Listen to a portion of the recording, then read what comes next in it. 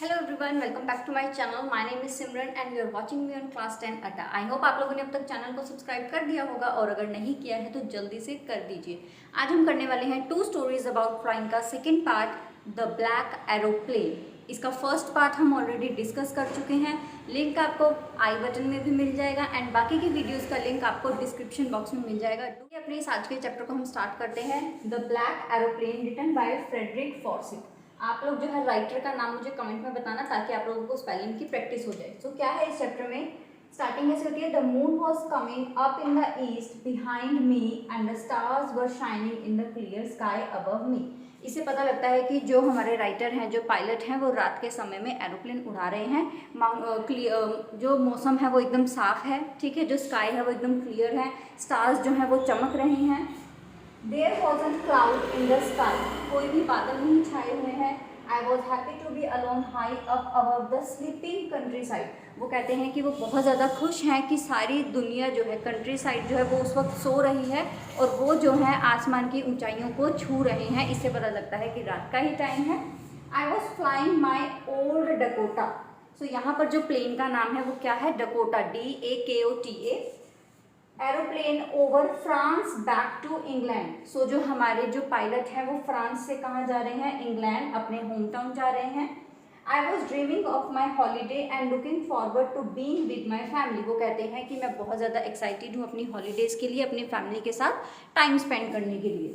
I looked at my watch. वो अपनी घड़ी की तरफ देखते हैं। इट्स 1:30 इन द मॉर्निंग, यानी कि रात के 1:30 बज रहे हैं सुबह, जिसे हम 12 बजे के बाद हम बोलते हैं ना कि मॉर्निंग हो गई है, अगला दिन हो गया, लेकिन वो बेसिकली क्या होते हैं, रात के जो है 1:30 AM जो है टाइम हो रखा होता है। अब वो सोचते हैं कि वो जो है पेरिस कंट्रोल, यानी कि जो कंट्रोल रूम्स होते हैं ना एरोप्लेन्स वगैरह के, वो सोचते हैं वो पेरिस कंट्रोल रूम में जो है फ़ोन करेंगे कि मैं सही डायरेक्शन में जा रहा हूँ या नहीं जा रहा हूँ, या कुछ ऐसा तो नहीं है कि मुझे आगे से कहाँ पर कोई टर्न लेना है, नहीं लेना। तो वो एक इंक्वायरी के लिए जो है पेरिस कंट्रोल रूम में फ़ोन करते हैं।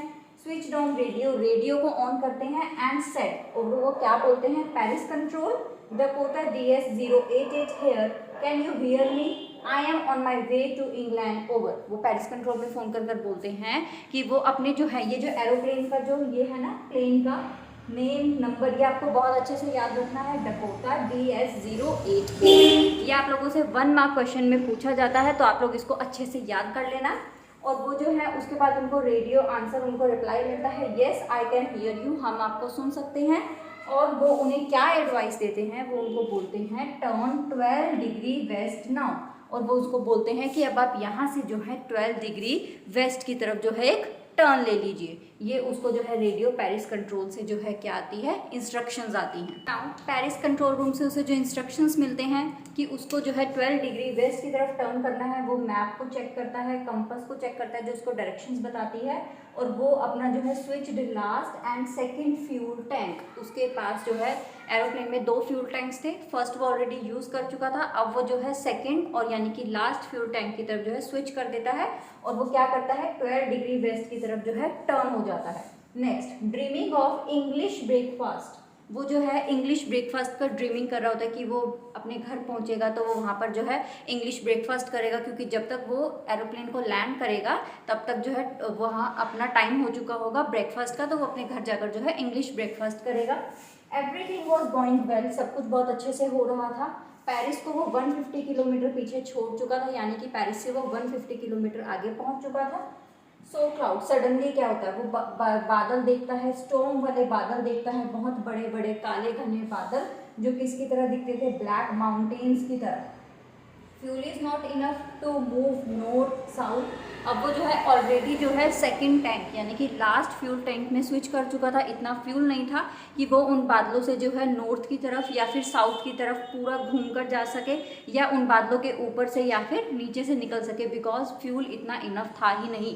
अगर वो ऐसा करता तो फ्यूल अगर रास्ते में ख़त्म हो जाता तो एरोप्लेन क्रैश हो जाता।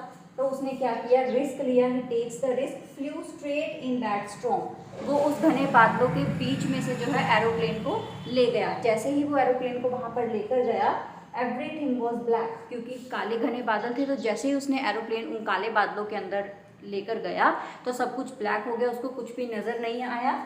और उसने जो है एरोप्लेन जो है ट्विस्टेड एंड जंप। अब वो सोचता है कि वो कंपास की तरफ देखेगा, वो जो है कंपास में डायरेक्शन चेक करने के लिए कंपास को देखता है, लेकिन कंपास भी जो है वो डेड हो चुकी होती है, वो उसको कोई भी डायरेक्शन नहीं बताती, बस वो राउंड एंड राउंड जो है घूमती रहती है और वो जो है एकदम डेड हो चुकी होती है। वो अदर इंस्ट्रूमेंट्स भी यूज़ करने की कोशिश करता है, लेकिन एरोप्लेन के सारे इंस्ट्रूमेंट्स डेड हो जाते हैं, इवन रेडियो तक जो है वो क्या हो जाता है, डेड हो जाता है। वो जो है पेरिस कंट्रोल रूम को कॉल रेडियो से कनेक्ट करने की कोशिश करता है, hello Paris control room can you hear मी, लेकिन उसको कोई जवाब नहीं मिलता है।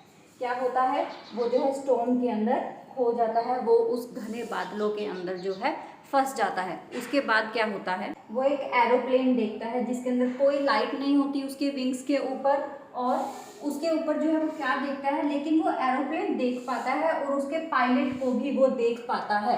और वो जो एरोप्लेन वो देखता है जिसके ऊपर कोई लाइट्स नहीं होती, उसी को नाम वो देता है द ब्लैक एरोप्लेन, जिसके ऊपर आपका चैप्टर है। उसके बाद ही lifted one hand and wave. अब जो दूसरा एरोप्लेन वो ब्लैक एरोप्लेन देखता है, उसका पायलट अपना एक हाथ लिफ्ट करता है, वेव करता है किसकी तरफ, जो हमारा मेन पायलट होता है यानी फ्रेडरिक फॉर्सिथ की तरफ, और वो उसको ब्लैक एरोप्लेन का पायलट बोलता है फॉलो मी, तुम मुझे फॉलो करो।